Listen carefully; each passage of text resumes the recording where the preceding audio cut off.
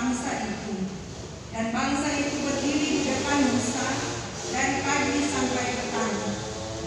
Ketika mertua Musa melihat segala yang dilakukannya kepada bangsa itu, berkatalah ia, "Apakah ini yang kau lakukan kepada bangsa itu? Mengapakah engkau seorang diri saja yang duduk, sedang seluruh bangsa itu berdiri di depanmu dari pagi sampai petang?" Kata Musa kepada mertuanya itu, "Sebab bangsa ini datang kepadaku untuk menanyakan petunjuk Allah. Apabila ada perkara di antara mereka, maka mereka datang kepadaku dan aku mengadili antara yang seorang dan yang lain. Lagi pula aku memberitahukan kepada mereka ketetapan-ketetapan dan keputusan-keputusan Allah." Tetapi mertua Musa menjawabnya, "Tidak baik seperti yang kau lakukan itu. Engkau akan menjadi sangat lelah, baik engkau, baik bangsa yang beserta engkau ini. Sebab pekerjaan ini terlalu berat bagimu. Takkan sanggup engkau melakukannya seorang diri saja. Jadi sekarang dengarkanlah perkataanku. Aku akan memberi nasihat kepadamu dan Allah akan menyertai engkau. Adapun engkau, wakililah bangsa itu di hadapan Allah dan kau hadapkanlah perkara-perkara mereka kepada Allah. Kemudian haruslah engkau mengajarkan kepada mereka ketetapan-ketetapan dan keputusan-keputusan dan memberitahukan kepada mereka jalan yang harus dijalani dan pekerjaan yang harus dilakukan. Di samping itu, kau carilah dari seluruh bangsa itu orang-orang yang cakap dan takut akan Allah, orang-orang yang dapat dipercaya dan yang benci kepada pengajaran suap. Tempatkanlah mereka di antara bangsa itu menjadi pemimpin 1.000 orang, pemimpin 100 orang, pemimpin 50 orang, dan pemimpin 10 orang. Dan sewaktu-waktu mereka harus mengadili di antara bangsa, maka segala perkara yang besar haruslah dihadapkan mereka kepadamu. Tetapi segala perkara yang kecil diadili mereka sendiri.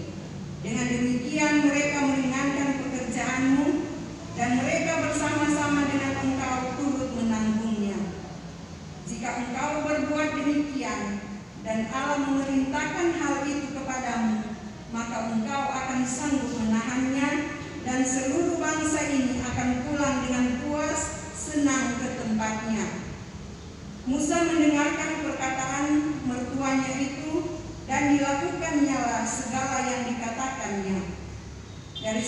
Dari seluruh orang Israel, Musa memilih orang-orang cakap dan mengangkat mereka menjadi kepala atas bangsa itu, menjadi pemimpin 1.000 orang, pemimpin 100 orang, pemimpin 50 orang, dan pemimpin 10 orang. Mereka ini mengadili di antara bangsa itu sewaktu-waktu. Perkara-perkara yang sukar dihadapkan mereka kepada Musa, tetapi perkara-perkara yang kecil diadili mereka sendiri. Kemudian Musa membiarkan mertuanya itu pergi dan ia pulang ke negerinya. Sekian pembacaan Alkitab.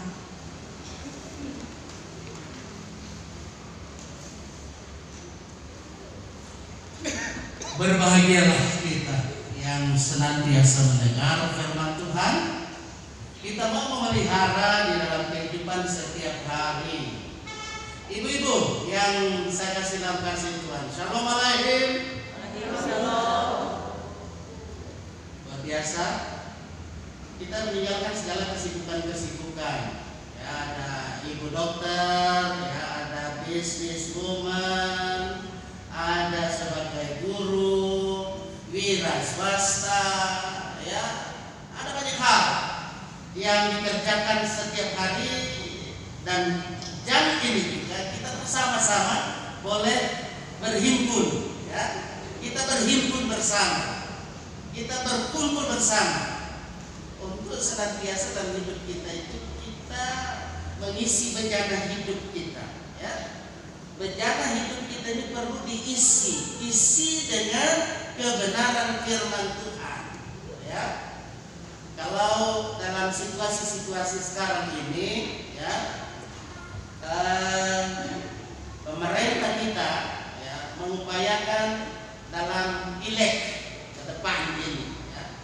Pileg, ya, pemilihan legislatif, eksekutif, ya, ke depan itu dilaksanakan, dan tidak secara kebetulan juga Gereja Protestan Indonesia Donggala (GPID) secara sinodal juga akan mengakhiri periodisasi tahun ini dan akan melakukan pemilihan, ya, memilih, ya, untuk di tingkat jemaat.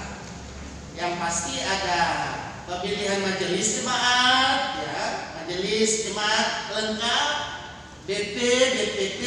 Ya. Kita dalam hal ini harus senantiasa melihat secara positif. Ya.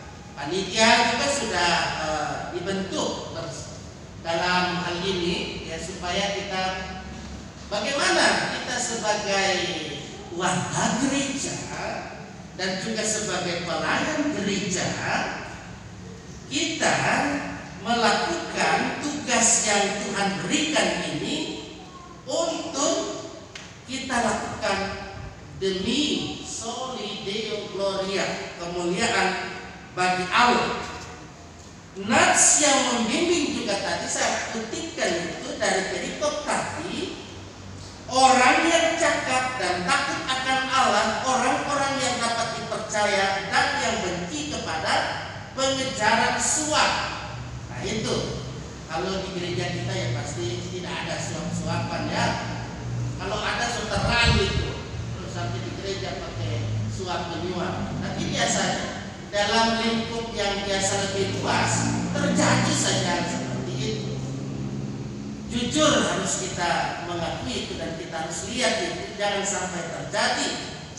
Ketika kita memperhatikan perikop yang sudah dibaca tadi, ini bagian dari cerita perjalanan umat Israel ketika umat Israel ada di padang gurun. Ya, mereka mengalami berbagai persoalan, pencobaan. Kalau orang Israel yang ada di padang gurun mengalami apa yang disebut kesulitan, baik itu di bidang agama, di dalamnya juga pasti ada etika, etiket, atau jika kita perhatikan ada juga pertengkaran muncul di antara mereka, maka mereka mendekati seorang tokoh yang ada pada waktu itu. Siapa itu? Musa. Ya, supaya dalam hal ini dia sebagai orang yang mengalami masalah problematika dalam hidup ini memperoleh keputusan supaya dapat nasihat. Seperti itu dia itu. Musa yakin bahwa semua nasihat dan semua keputusan itu harus sesuai dengan kehendak Allah. Tidak boleh tidak, harus sesuai dengan kehendak Allah. Setiap orang harus diperlakukan secara adil karena Allah mempedulikannya. Jika tidak, maka masyarakat akan kehilangan stabilitas dan kedamaian. Nah, di Indonesia juga harus kita melakukan ini dengan cermat sebagai warga gereja yang punya hak pilih. Gunakan hak pilih kita dengan baik. Jangan golput, ya, ketika nanti kita melakukan ini.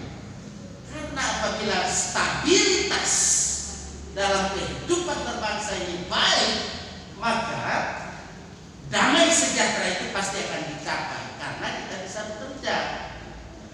Kalau stabilitasnya bohong, tidak baik,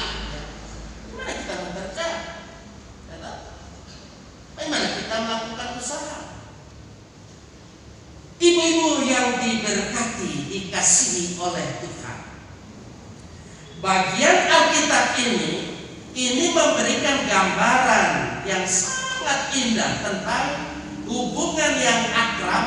Kalau kita lihat di situ keakraban antara Musa dan siapa? Mertuanya. Itulah itu. Nah, ini harus terjadi ya. Dengan mertua tidak ada hubungan yang akrab. Harus ada. Bagaimana relasi yang baik itu terjadi. Kita memperhatikan di sini perjumpaan mereka itu sopan. Kemudian hati itu tertarik pada apa yang diperbuat Tuhan melalui Musa. Yitro mendengar, kemudian mereka ketika mendengar bersyukur kepada Tuhan dengan dia mengadakan ibadah. Kita harus memperhatikan bagaimana cara metode kehidupan dalam keluarga Musa dengan Yitro ini. Dia mengadakan ibadah, bahkan dia makan bersama-sama dengan para tua-tua Israel. Ibu-ibu kekasih Tuhan, perhatikan di sini bahwa ketika Yitro melihat sesuatu yang tidak baik, yang tidak beres dalam pekerjaan Musa, dia berikan nasihat kepada Musa. Dan Musa ya pasti karena hubungannya baik, pasti dia mendengarkannya. Ini harus saling mendengar ya, penting. Saling mendengar. Terkadang kan sok tahu dan sok-sokan itu, terkadang sok tidak mendengar. Harus mendengar. Di sini Musa mendengarkan. Relasi hubungan keduanya sangat-sangat baik sehingga mereka itu memberikan dan juga menerima nasihat. Nah, ini penting ibu-ibu dalam kehidupan kita sebagai umat Kristen yang ada di Indonesia, supaya kita saling peduli, saling memperhatikan, saling mendengarkan, supaya dalam kehidupan ini ketika kita mendengarkan nasihat yang disampaikan, kita juga memberikan nasihat yang kita sampaikan, diterima dan dilaksanakan. Pasti nasihat itu baik adanya. Ibu-ibu yang diberkati oleh Tuhan, narasi yang ada ini atau cerita yang ada ini mengajarkan tentang pentingnya penataan dalam organisasi gereja. Nah, ini Om Ibu, saya lihat dalam pengorganisasiannya baik kalau menurut penilaian saya ya. Kalau toh di sana sini perlu pasti diperbaiki ketika ada kritikan-kritikan yang masuk. Jangan ketika ada kritikan langsung marah-marah, sudah patengan, tetap terimalah semua masukan itu untuk apa? Memajukan organisasi, bukan organisasi sama dengan organisasi masyarakatan yang ada di masyarakat luas pada umumnya. Karena kita organisasi gereja. Ibu-ibu Tuhan, saya berani menyebut ibu-ibu adalah ibu Tuhan. Karena ibu-ibu ini memberikan teladan, memberikan contoh apa yang diajarkan oleh Tuhan Yesus dalam kehidupan ini. Ya, selama sepekan ini saya perhatikan ada yang ke Manado, ada juga yang ke Jakarta. Kalau yang ke Jakarta ya, ada yang di seputaran Sulawesi Tengah. Orang ada sempat bikin di Metalembah, Sion, tempat di sana. Mereka antusias bagaimana kita bisa share dengan bagaimana dalam kehidupan kita sebagai kaum perempuan harus punya komitmen seperti Esther, ya. Naomi, saya tidak ulas itu, nanti buka saja di YouTube kembali. Tapi tapi karena memorinya full, jadi minta maaf sampai kameramen sudah mulai bilang, "Pak Pendeta full ya, Pak mulai buat apa yang ada lah." Jadi dengan demikian, ibu-ibu Tuhan yang saya kasih dalam kasih Tuhan, tugas-tugas yang Tuhan berikan kepada ibu-ibu merupakan tugas yang mulia. Amin. Tugas yang sangat mulia Dia berikan. Ini diberikan pasti dengan tepat. Karena tidak baik jika pemimpin dibebani dengan perkara-perkara yang rutin, sehingga dia akan menjadi sangat lelah dan pasti jadi sering marah-marah. Ini intro, perhatikan Musa ini dari pagi, rupanya sampai petang, dia terus yang kerja semua. Intro lihat ini. Cara kepemimpinan ini sangat betul ini. Jangan bagi tugas. Nah, di PK itu kan ada pembagian tugas toh.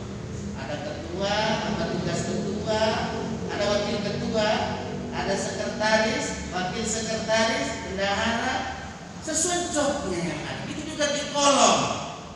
Demikian juga di jamaat kita kan. Kita akan memilih penatua. Siapa yang kita pilih sebagai penatua? Di kolom masih dari kolom 1 karena kita sudah ada pemekaran sampai kolom 9. Seperti yang dikatakan di nats pembimbing, saya pilih itu di ayat 21. Pilihlah orang yang cakap dan takut akan Tuhan. Itu garis bawahnya. Ya dia cakap, biar dia apa? Kalau dia jago ngomong aja, ya tidak mau memberi contoh, tidak mau memberi teladan, tidak takut akan Tuhan. Apalah artinya? Bikin bakalain jamaah, betul? Bikin adu domba, por apa? Pilih yang selalu bisa. Bagaimana orang yang cakap dan takut akan Tuhan? Orang yang cakap dan takut akan Tuhan itu memang sangat dibutuhkan di era disrupsi. Bukan cuma di era Musa memimpin di padang gurun, tapi di era disrupsi, era yang serba digital ini apalagi. Karena semua itu ya selalu harus melalui komunikasi seperti itu. Surat menyurat itu terkadang karena sebenarnya bisa memberi komentar, tapi hendaklah di grup yang ada itu, jangan grupnya itu grup yang apa? Yang ekibat lain, sehingga apalah artinya grup yang ada itu kalau grup gereja seperti itu kan harus ada etikanya, sopan santunnya, etikatnya, etiquette itu bahasa Prancis itu. Ibu-ibu lebih tahu barangkali kalau bahasa Prancis ya. Bagaimana etiquette? Kalau menghadap pada kaisar, bagaimana harus berpakaian, bagaimana harus bersikap, bagaimana harus berbicara, itu etiquette. Apalagi dalam kehidupan bergereja, sangat penting, sangat diperlukan di era disrupsi, di era serba digital yang pasti banyak sekali pengaruhnya, banyak sekali tantangan yang harus kita hadapi. Sebagai kaum ibu, sebagai kaum perempuan, saya mengingatkan kembali di aras gereja di mana kita ada sebagai GPID, kita akan melaksanakan pemilihan majelis jemaat, BP, BPP dengan semua komponen yang ada yang kita perlukan. Pasti pilihlah selalu orang yang cakap dan takut akan Tuhan, sehingga dengan demikian kaum ibu, kaum perempuan yang senantiasa hidup di dalam persekutuan dengan Tuhan pasti diberkati oleh Tuhan. Amin. Keluarga kita juga diberkati oleh Tuhan. keluarga yang terdiri pasti ayah, ibu, anak-anak, ada pemuda, ada remaja, ada sekolah minggu, bahkan ada opa, ada oma di dalam. Mari dalam suasana di mana kita mempersiapkan diri kita, persiapkanlah segala sesuatunya di dalam kita berada di masa mempersiapkan kita memilih, bahkan ketika memilih, baik itu di aras gereja maupun dalam kehidupan berbangsa bernegara. Pileg nanti kita juga akan laksanakan secara serentak. Pilihlah orang yang cakap dan takut akan Tuhan. Tuhan akan senantiasa mengaruniai kepada kita hikmat marifat yang dari Tuhan. Itulah Roh Kudus yang akan membimbing kita untuk memilih